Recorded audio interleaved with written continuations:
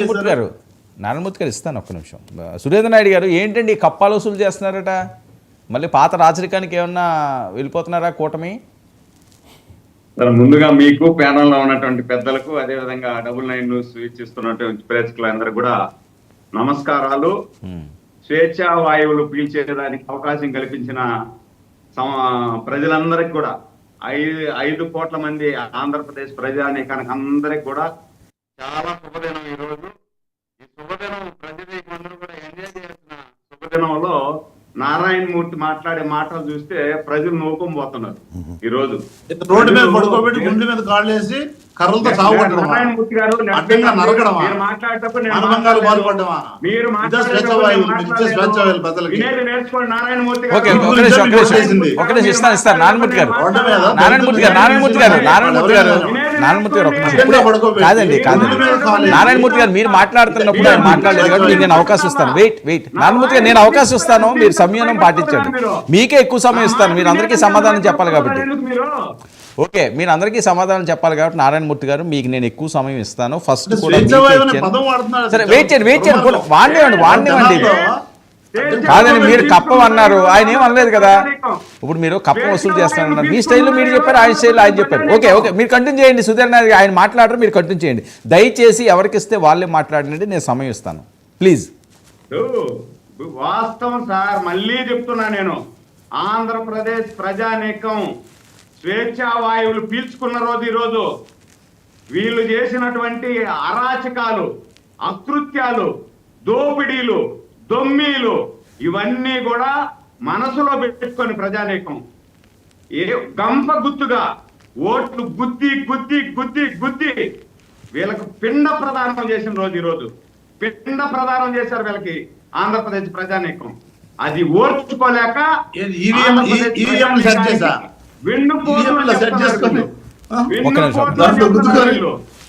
నారాయణమూర్తి గారు ఇస్తాను. వర్మ గారు వినే ఓపిక ఉంటే వినమని చెప్పండి. సరే ఓకే మీరు మాట్లాడండి. సైలెంట్ గా ఉన్నారు, కాంట్రవర్సీ వద్దు. నాకు అవకాశం ఇచ్చినప్పుడు కూడా ఓకే మీరు మాట్లాడండి. గత 5 సంవత్సరాలు చేసింది మీరు. ఓకే మాట్లాడండి. కాబట్టి నేనేమంటానంటే ఈరోజే ఏదో నా 9-10 నెలల్లో ఏదో గుంతలు వచ్చేసినట్టు, ఈయన పోతా ఉంటే డెలివరీ అయిపోతారని చెప్పేనట్టు గత 5 సంవత్సరాలు ఏం చేశారండి మీరు? గౌరవ డిప్యూటీ ముఖ్యమంత్రి పవన్ కళ్యాణ్ గారు ఆ శాఖను తీసుకొని దాదాపు ప్రతి విలేజ్ లో కూడా ప్రతి రోడ్లు బాగుపరిచాడు. మళ్ళీ ఆ రోడ్లు బాగుపరిచి మీరు చేసినటువంటి గుంతలు ఆ రోజు తెలంగాణ నుండి ఆంధ్రప్రదేశ్కి వస్తా ఉంది అంటే బస్సు ఊగేదాన్ని బట్టి తెలిసిపోతారు మనకు ఆంధ్రప్రదేశ్ ఎంటర్ అయింది అని. ఆ విధంగా చేశారు మీరు. హైవేలు కానీ, అది నేషనల్ హైవే కదండి, రోడ్లు కానీ అన్ని కూడా. ఓకే మీరు ఏదో రూరల్ లేకపోతే వేరే జిల్లా అనుకోవచ్చు, నేషనల్ హైవే మీద ఎక్కడ ఉన్నాయి? వస్తారా నాకు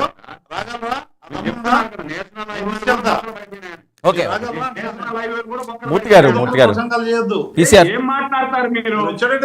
వాళ్ళ ఓపిక లేదు కదా, వినే ఓపిక లేదు వాళ్ళకి, వినే ఓపిక లేదు. ఓకే అంటే వాళ్ళు ఏం మాట్లాడినా కాదండి.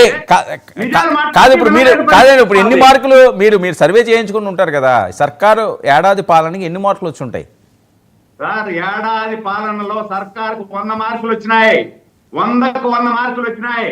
వీళ్ళు చేసిపోయినటువంటి 10 లక్షల కోట్ల అప్పు మేము కాదండి. సురేంద్ర నాయుడు గారు కాదు, వరల్డ్ రికార్డులు స్టేట్ రికార్డులు ఎందుకు కాస్త తగ్గించవచ్చు కదా? మరి 100కు 100 ఏంటండి, చాలా కష్టం కదా. ఎక్కడో చిన్న పొరపాట్లు ఉండవా సార్? ఒక్క నిమిషం సార్, వీళ్ళు చేసిన అప్పులు 10 లక్షల కోట్లు అప్పు చేసి మా నెత్తిన పెట్టుకోకపోతే అప్పులు కూడా మేము భరిస్తూ దానికి వడ్డీ కట్టుకుంటూ అవ్వకు 4,000 రూపాయలు పింఛన్ ఇస్తానన్నాం.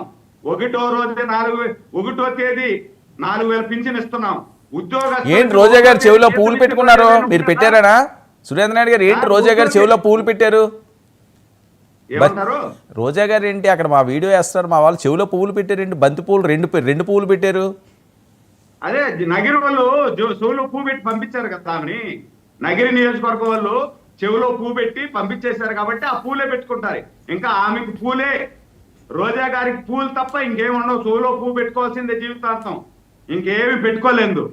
దాని తర్వాత ఈ రోజు మేము అధికారంలోకి వచ్చిన తర్వాత 4,000 పెన్షన్ ఇస్తానన్నాం, 4,000 ఇచ్చాం. మహిళలకు 3 సిలిండర్లు ఇస్తామన్నాం, 3 సిలిండర్లు ఇచ్చాం. అదే విధంగా మెగా డిఎస్సి అని చెప్పినా మెగా డిఎస్సి అమలు చేస్తున్నాం. అదే విధంగా మెగా డిఎస్సి అనే అంశం చాలా ఇబ్బందికరంగా మారుతుంది, మీరు చూడలేదేమో. సరే సార్, మెగా డిఎస్సి అంశం అన్నది చాలా పెద్ద ఎత్తున మీ మీద విమర్శలు వస్తున్నాయి, మరి మీ దాకా చేరుతున్నదో లేదో. అందులో లోకేష్ గారి శాఖకి ఆ రకంగా రావడం అన్నది కొద్దిగా ఇబ్బందే. ఇప్పుడు వస్తూ ఉంటాయి సార్, వీళ్ళకి అదే పని కదా. వీళ్ళేం చేస్తారండి? వీళ్ళు టీచర్ ఉద్యోగాలుగా అప్లై చేస్తున్నారా? టీచర్ వాళ్ళని రాస్తారా? వైఎస్ఆర్సీపీ వాళ్ళు ఆ పరీక్ష ఏమైనా రాస్తారా? అంటే వీళ్ళు చేసే ప్రచారమే సార్, అది వీళ్ళు చేసే ప్రచారమే. లెవెన్ రెడ్డికి అదే కదా పని. లెవెన్ రెడ్డి గారికి కాదు సురేంద్ర నాయుడు గారు, ఇప్పుడు నేను గత 2 రోజుల నుంచి వినండి, నేను స్ట్రైట్ ఫార్వర్డ్గానే చెప్తాను ఎవరికైనా సరే. గత 2 రోజుల నుంచి కూడా నేను దాని మీద స్పెషల్గా ఒక లైవ్ షో అరేంజ్ చేస్తున్నాను. పబ్లిక్ కాల్స్ తీసుకోండి, విపరీతమైన స్పందన వస్తుంది, చాలా నెగిటివిటీ వచ్చింది మీకు. సీరియస్లీ అది కాస్తే నా లైవ్లు ఉంటాయి యూట్యూబ్లో, మీరు చెక్ చేసుకోండి. అది అందరూ ప్రజలు సంయుక్తంగా వాళ్ళు మాట్లాడింది, వాళ్ళు చేసిన కాల్స్ చూద్దాము. ఒకవేళ ఏదైనా అట్లా నెగిటివిటీ ఉంటే అదే డిఎస్సికి సంబంధించి వాళ్ళకి టైం ఇవ్వమంటున్నారు, 90 రోజులు గడువు ఇవ్వమంటున్నారు పరీక్షలు రాయడానికి. అది అదే సార్, ఒకవేళ ఏదైనా నెగిటివిటీ ఉంటే దాన్ని సరిదిద్దుకొని, అదే సరిదిద్దుకోమనే చెప్పేది. 164 సీట్లు ప్రజలు మా మీద నమ్మకంతో మాకు అధికారాన్ని ఇచ్చారు. ఆ నమ్మకాన్ని ఉమ్ము చేయకుండా ఒళ్ళు దగ్గర పెట్టుకొని పనిచేస్తాం. ఒళ్ళు దగ్గర పెట్టుకొని భేదాభిప్రాయాలు పోకుండా పనిచేస్తాం. దాంట్లో భాగంగానే ఈరోజు వీళ్ళు వెన్నుపోటు దినమని ప్రకటించినా కూడా మేము ఎక్కడా కూడా వాళ్ళని అడ్డుకోలే. వాళ్ళ ఇష్ట ప్రకారం వాళ్ళు ఏమైనా చేసుకొని వదిలేసాం. అదే గత 5 సంవత్సరాలు చూసారా సార్ మీరు? ఎక్కడైనా రోడ్డు మీద తిరగనిచ్చారా? మమ్మల్నే కాదు, ప్రజల్ని తిరగనిచ్చారా? కనీసం రోడ్డు మీద ఒక విమర్శను ఇస్తే ఆ విమర్శను తీసుకునే ఇది వీళ్ళు కల్పించారా? కనీసం ఒక ఫేస్బుక్ లో ఒక పోస్ట్ పెడితే దాన్ని పెట్టించారా వీళ్ళు? ఒక్క రోజైనా సాక్షాత్తు మాజీ ముఖ్యమంత్రి ఆ రోజు చంద్రబాబు నాయుడు గారి ఇంట్లో నుండి బయట రానికుండా గేటుకు తాళ్ళు కట్టారు కదా వీళ్ళు. మేము కట్టామా? ఈరోజు వీళ్ళని ఫ్రీగా వదిలేస్తున్నాం.